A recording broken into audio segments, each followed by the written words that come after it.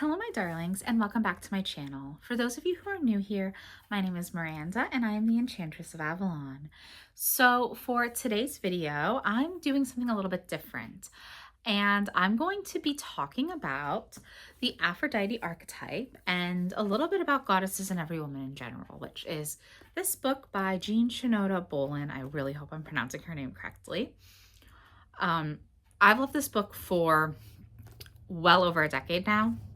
As soon as I first read this book, it just really clicked things into place for me and really supercharged my studies into archetypes and how archetypes overlap with our own personality structures, which is definitely what this book is referring to, because Jean Shinoda Bolen began as a Jungian analyst, so she's using the archetypes as Jung did and personality structure and relating them to personality structure, but also of course to comparative folklore and myth. And she decided to base them specifically in the Greek myths because everyone's very familiar with the Greek myths. So that's what began the goddesses in every woman archetype system. And of course, she did expand it because for some time after this book was published, she was asking, well, can you do this with the gods in men's lives? And it's like, yeah, of course. So she has also Gods in Every Man is another book by her. And then there's a third book called Goddesses in Older Women, which is specifically relating to aging and how archetypes play into that. Beautifully done. Love all three. Yes, I've read all three. Just so amazing. The best archetype books I've ever read. And I actually read recently, maybe about 3 or 4 months ago, a book that was archetypes specifically relating them to Celtic mythology in women's lives. And I hated that book. I actually did a rather in-depth review of why I didn't like the book and said, you know, just read Goddesses in Every Woman instead. Honestly, this is amazing. So why am I focusing on the Aphrodite archetype? A few different reasons. Firstly, Aphrodite is the primary archetype present in my own personality. She is the archetype of the lover, of the creatrix, of the enchantress. Different archetype systems call her these things as well. But of course, in Goddesses in Every Woman, this archetype is held by the goddess of love, beauty, and pleasure herself, Aphrodite. Also, I have worked very closely with Aphrodite for many years. She's the first goddess I really started working with in a more devotional relationship. When I started deity work, she was my first goddess I've worked with within deity work. Of course, I primarily work with the Celtic pantheon, but I've still always continued working with Aphrodite because she's so special to me. And actually, the seashell necklace I'm wearing normally lives with Aphrodite's statue. It is dedicated to her. I only wear this when I'm working with Aphrodite, or in this case talking about her, so I'm wearing this, but normally it just stays with her statue. So I have a very close bond with Aphrodite. And even within my work in the Celtic pantheons, I often work with and I priestess to Celtic goddesses who are Celtic Venusian fairy queens. They are still holding this lover goddess and sexuality and all of the things we think of with Venus and Aphrodite. So, of course, that's the first goddess archetype I'd want to discuss in a video. I don't know if I'll make more videos like this. I might follow up with at least Persephone, because Persephone is my secondary archetype. Hera would be my tertiary, the queen. So maiden and queen, respectively, if you're going with more common names for them. But yeah, I really wanted to dig into this a bit today. So now that I've gone over why this video, before I get really into the depths of the video itself, I do want to give some reminders like I do at the beginning of each video. Firstly, A reminder that I do run a Patreon fairy mystery community, Avalon Universe Fairy Mysteries. If you would like more exclusive content, I do meditations for every Wheel of the Year holiday. I do individual tarot readings for my top 2 tiers every month at the full moon. And I also, of course, post exclusive blog posts every single week. So if that sounds interesting to you, please do check it out. It's always in the description box below. Oh, and currently we are working our way through Practical Magic. We are doing a Practical Magic book club over there. We are currently, for the month of May, reading Magic Lessons, which is Maria's story. We only have 1 more month to go. We're gonna read Book of Magic next month, and that way we will have read through, in my case, reread, read through though the entire Practical Magic series in preparation for the movie releasing in September. Super exciting. Beyond that, I also, of course, own a priestess business, White Rose of Avalon, and I do blog posts every single day, which are totally free for everyone to read. You can subscribe if you just want blog posts. And I also do classes. I have my online class, The Melody Mysteries, which runs for 7 months of the year, devoted to the fairy queen and mermaid goddess of Avalon. And I have a new class that's opening for enrollment, a 7-week class called Lessons from Celtic Mermaids, which I will link my information about that in the description box below, as well as my email address, because I'm currently have a waitlist open. So Lessons from Celtic Mermaids officially opens for enrollment for the summer solstice on June 20th, and it enrolls through July 3rd. But if you want to get your name on the wait list, you could just email me and say you want to be added. Other than that, that's about everything. Oh, wait, one last thing. I also do readings. I do services on my website as well. So I do tarot readings, channeled readings, and mentoring sessions. So currently for May, I'm having a May sale that is through May 22nd, and it is a 13% discount on my Mystical Mermaid channeled readings. So you can get them for almost $10 off right now if you are interested in that. So that is everything. Now let's get back into talking about Aphrodite and her archetype. So, as I said, this is based on the work of Jean Chanel Bolin, and I really respect her work. I really love her work. And as soon as I read the section on Aphrodite, which is the final goddess section of the book, there's 3 large sections, and Aphrodite's is the final large section, because there is a section on the virgin goddesses, the vulnerable goddesses, and then the alchemical goddess, and that's Aphrodite. She is separated out because she's not a virgin goddess like Hestia, Artemis, and Athena are. They are listed as the virgin goddesses. They refused to marry, so they were, completely in control of their own lives. But Aphrodite really isn't a vulnerable goddess either. The vulnerable goddesses were the goddesses who were married, and in this book, married / had children. So that is Demeter, Persephone, and Hera. But they're considered vulnerable because the male gods had a big play in how things turned out in their stories. They were very much so influenced by this, and influenced by their connections to men in some way. Demeter is the mother goddess, and we associate her with motherhood. Well, you can't become a mother without having procreated, having had a father figure in that sense. Persephone was, of course, famously kidnapped by Hades. And of course, Hera is known as the queen of the gods. She's known as the wife of Zeus. That is her primary role. And pretty much everywhere she appears in her myths are relating to her interacting with her husband. Aphrodite is not either, but she has aspects of both. She does have a lot of sex, and she has a lot of relationships, and partnerships and romances are intrinsically important to her. Obviously, she's the goddess of love and sexuality and procreation and pleasure. However, she's the one in charge usually. Like, let's not get that mixed up. She's usually the one in charge. So that sets her apart. And the choice of calling her an alchemical goddess is something that I absolutely love. So I'll show you the section.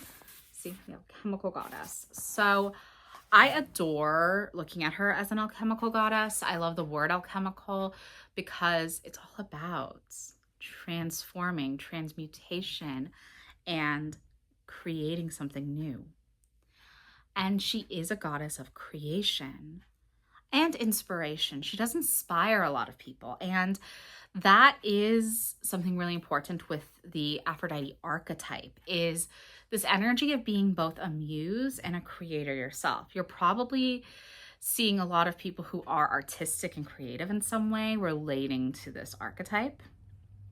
When we think of like prime examples of so-and-so archetype, with Aphrodite, often creative and inspiring individuals are in there. Let me just look through some of the, okay, so some of the sections within this are titled things like quality of consciousness, like limelight, which again, the whole idea of being publicly facing and having attention brought onto you.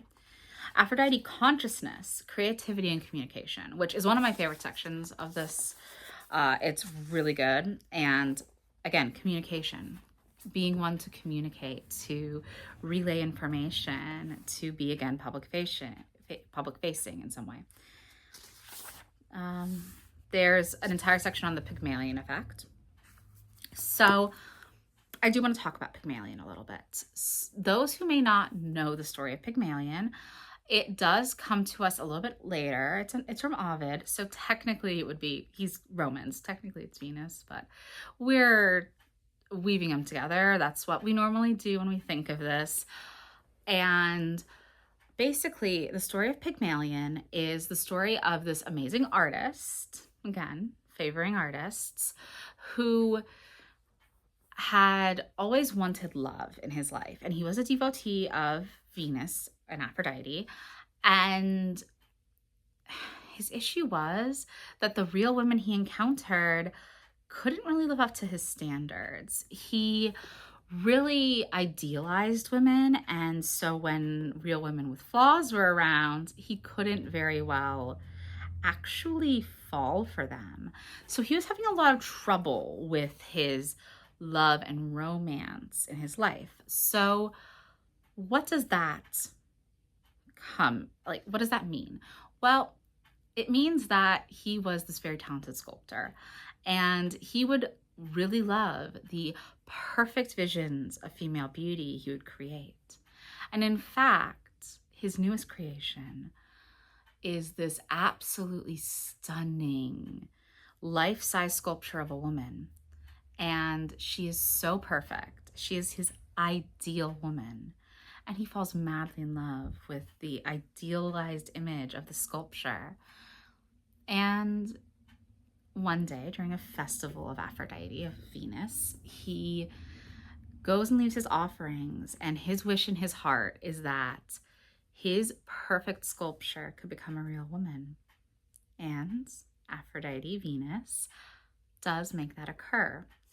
She turns this sculpture into a flesh and blood woman to be his bride, and she is named Galatea. So it's all about bursting forth this creation and transformation. It shows the transformational aspect of Aphrodite. But importantly, it also shows that she's willing to have empathy and to help others. There is a lot of empathy with the Aphrodite archetype, actually. Yes, we think of the jealousy, because Aphrodite does get very jealous in her myths. Let's not forget that.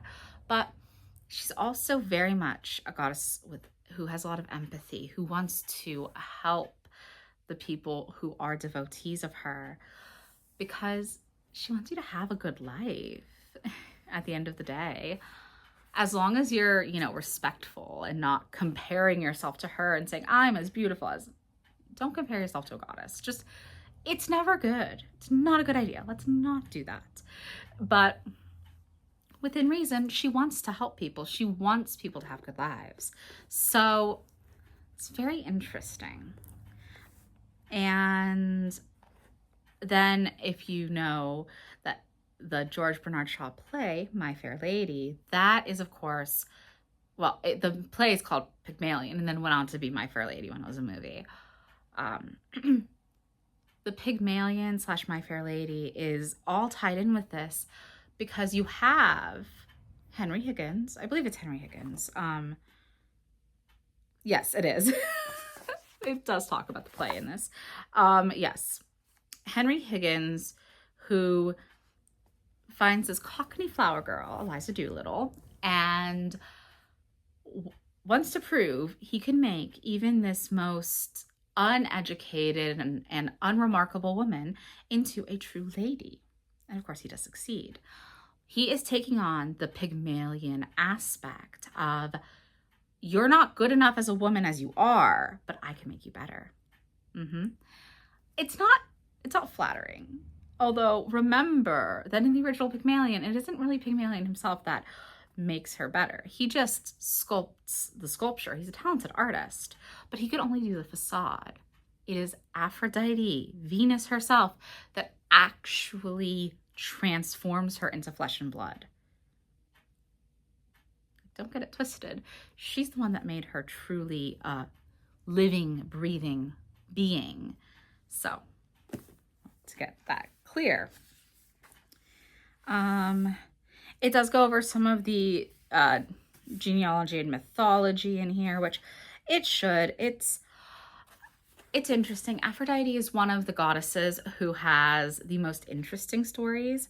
And actually, one of my most watched videos on this channel is about the birth of Aphrodite. I always preferred this foam-born, sea-born version of her birth. It is bloody, it is gruesome, it is really strange, but it's fascinating. And it is what has captured the imagination of artists and people throughout time. That is why pretty much every birth of Aphrodite artwork we see is her rising from the sea foam. Botticelli, that is his birth of Venus, is rising from the sea foam.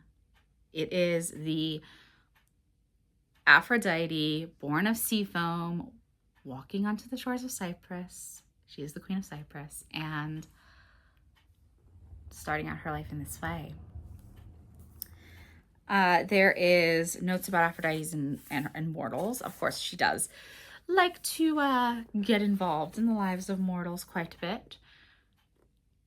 And she does play with, matchmaking mortals, obviously, but also matchmaking mortals with gods. And there is a famous story of Zeus getting a little bit annoyed with this because obviously he had a lot of mortal lovers. And hey, Aphrodite, you should experience what it is to actually fall for a mortal once. So through a series of events, Aphrodite does end up falling in love with a mortal man named Anchises. And Anchises is, this simple man, and she pretends to be human when she first meets him. And then, of course, it's revealed that she is a goddess. And she also says, yes, so just so you know, I am pregnant with your son. And sorry if you could hear that. That was just a car outside. Anyway, she's pregnant by the time she leaves Anchises, and she ends up bearing his son, Aeneas, who is a great hero. And it's actually Aeneas is the reason that Aphrodite leaves the Trojan War, because besides being a goddess of love and beauty and pleasure and procreation and everything, she's also a goddess of war. And she really is the one that incited the Trojan War, because she's the one who paired together Paris with Helen, who was already married. So the whole Helen of Troy thing, that was all Aphrodite's doing. And she was there watching the battles happen and, of course, rooting for Troy because she wanted Paris and Helen to be happy together. But then her son Aeneas was in danger, so she grabbed her son and got out of there really quick. She is a mother. She is protective of her children. And she shows this protection in different ways. And sometimes it gets kind of brutal, like in there's another whole section on this, which is a section on learning to work with Aphrodite through the story of here we go. So the Psyche myth, metaphor for psychological growth. So this whole section is about learning from Aphrodite through learning about the Eros and Psyche myth, or Cupid and Psyche. So obviously Eros is the son of Aphrodite, and Aphrodite is very jealous of Psyche because Psyche is being compared to her. Yet again, why are we doing this? But she's so beautiful, and the people in her town are so enamored with her that they're not paying proper devotion to Aphrodite. Never a good idea. So Aphrodite is annoyed, and she's like, okay, no, we're going to have her marry someone that's a beast, a monster. And she sends her son Eros to do this for her. Oh yeah, sure, Mom, I gotcha. Then he himself sees her, gets a little distracted, accidentally pokes himself with one of his own love arrows, and falls madly in love with her. So he marries her secretly.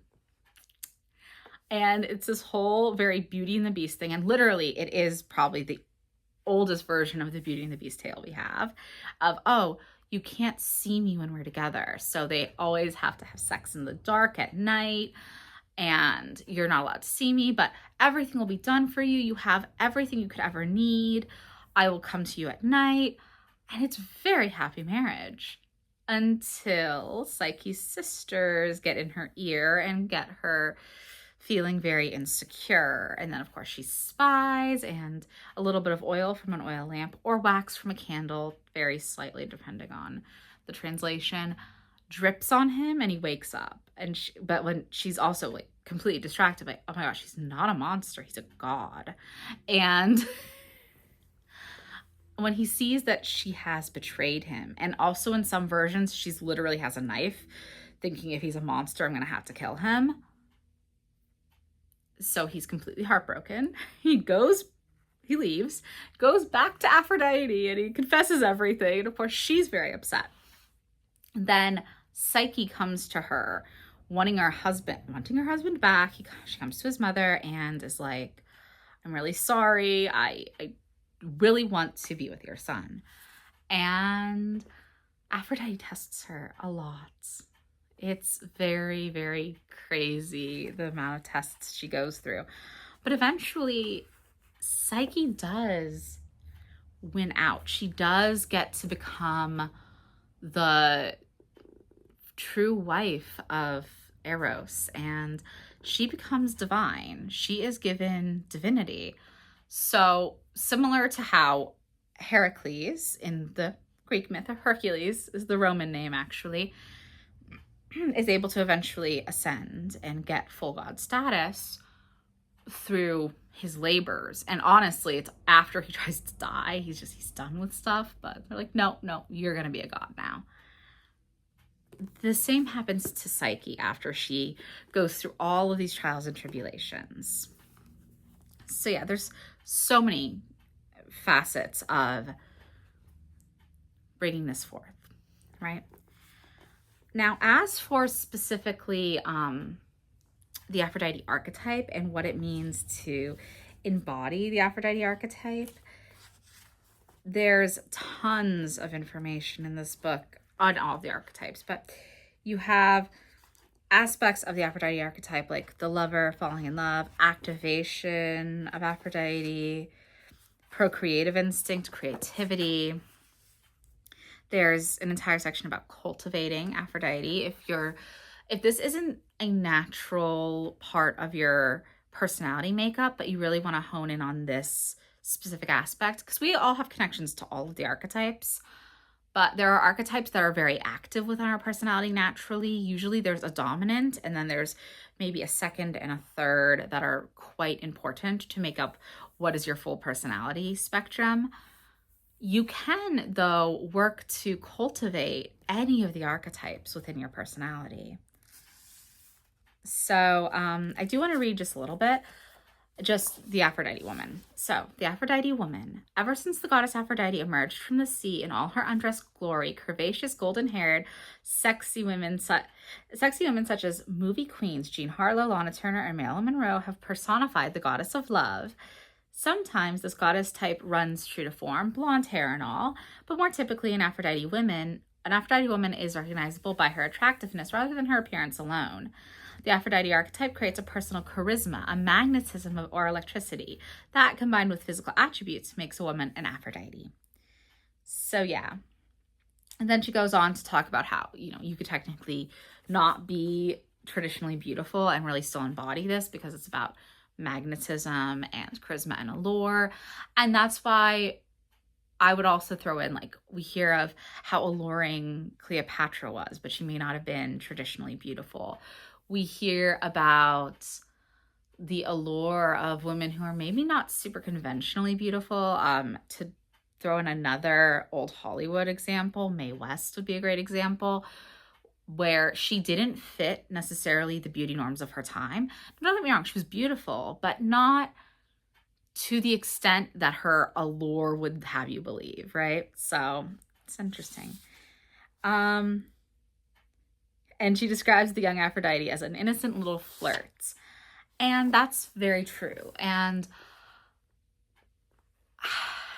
from my personal experience in reading this book and just embodying this as a child, there's this love of make-believe, of play, of dress up, of being the center of attention. Like, you want to be putting on little shows, and you like getting attention. You like having people notice you. Because again, there's that spotlight, limelight, like getting noticed. It's something that naturally happens, and there's a little bit of enjoyment there because you're getting noticed, and getting noticed is always nice. Let's see. Talking about the importance of adolescence and what this energy can bring forth. Obviously, you're going to get attention from people in a more sexual light as you get into adolescence and how that works for you. Yeah.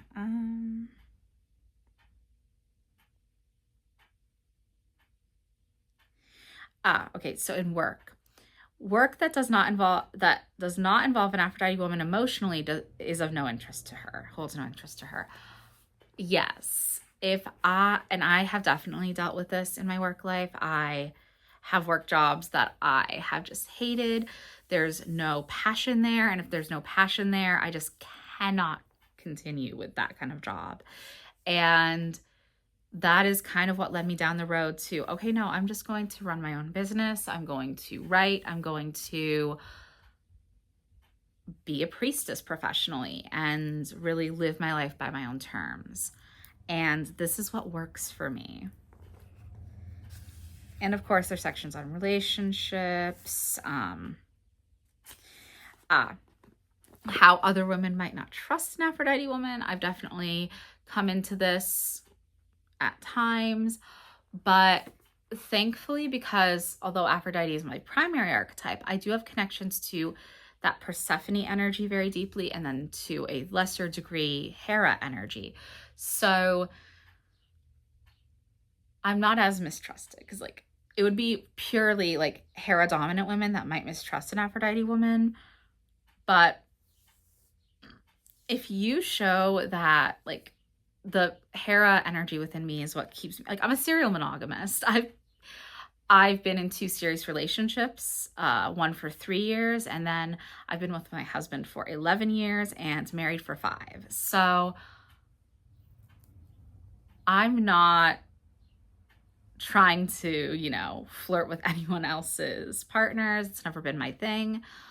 But I've also been on the receiving end of having, talk about adolescence, go back there for a second, having high school friends, boyfriends try to hit on me, and insanely insulting, because first of all, you're insulting me by saying I would be attracted to you. I'm not. I have no interest in you. My friend and I have very different taste in partners. Secondly, you're insulting me by saying that I would do that with a friend's boyfriend, because I, of course, never would have. So that's a perfect example that, like, yes, your own attractiveness might garner attention, but you ultimately choose what you do with said attention. You could just, smile, take a compliment, and be okay with it. You could, reject in advance that you have no interest in. And you can make things clear and set boundaries. But again, it's going to depend on what archetypal dynamics are going on, what other archetypes are present in your personality more naturally. They're naturally active in your personality, what ones you're cultivating. That's all going to come into play. So yeah, I think you prove your trustworthiness as well. Like, I've proved time and again that I'm very trustworthy, that I'm very happy in my own relationship, and I'd rather lean into the Aphrodite as matchmaker, trying to make sure that people around me are happy in their relationships than screw with their relationships. So again, this comes into different aspects present in my personality, and also comes with maturity. Certainly, that's a big one. It does talk about marriages. Okay, so if Aphrodite is one of several strong archetypes, including Hera, then her presence enhances and vitalizes marriage with sexuality and passion. So yeah, that definitely, I feel that. And actually, when we go to actual Greek myth, Aphrodite has many, many epithets, and they do include of marriage, and they do include bridal Aphrodite. So she does have a connection, and she has a place in marriage because, strong marriages should be passionate and sexually fulfilling. So that is very much at play. It does note that, like, Aphrodite women do love children and vice versa. She draws out a child's feelings or abilities in such a way that the child feels beautiful and accepted. I love that quote from this book. I have worked with children in the past. I've been a preschool teacher, and yeah, that very much feels like that. You're just drawing out the creativity, and you're encouraging children to live and be their most authentic selves, and it is so lovely.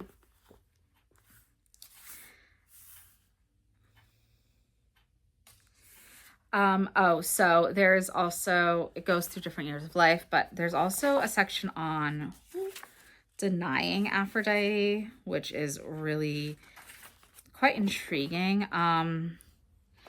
because it's talking about Aphrodite dominant women who are raised by parents who are very strict and very anti the expression of sexuality in any way, and how that's going to play out and look in life.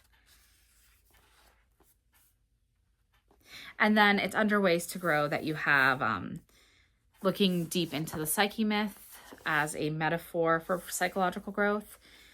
So there's the different tasks that she had. It goes into different tasks that Aphrodite had Psyche perform, and really deepens into this as a metaphor for the unfolding and growing into womanhood. And so yeah, it's beautiful. The Aphrodite archetype is something that I think often gets overlooked for, oh, this is just someone who is really beautiful and flirtatious and charismatic. But is there anything deeper there? There usually always is something deeper there. And yeah, it's beautiful. I'm just going to look at my notes to see if I've kind of gone over everything I wanted to say.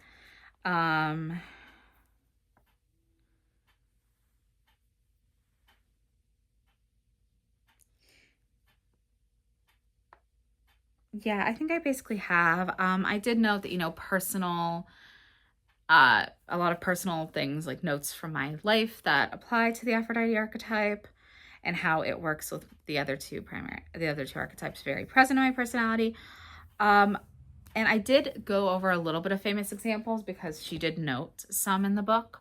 I would also say, besides Elizabeth Taylor, that Elizabeth Taylor would be another one I would note as an Aphrodite archetype.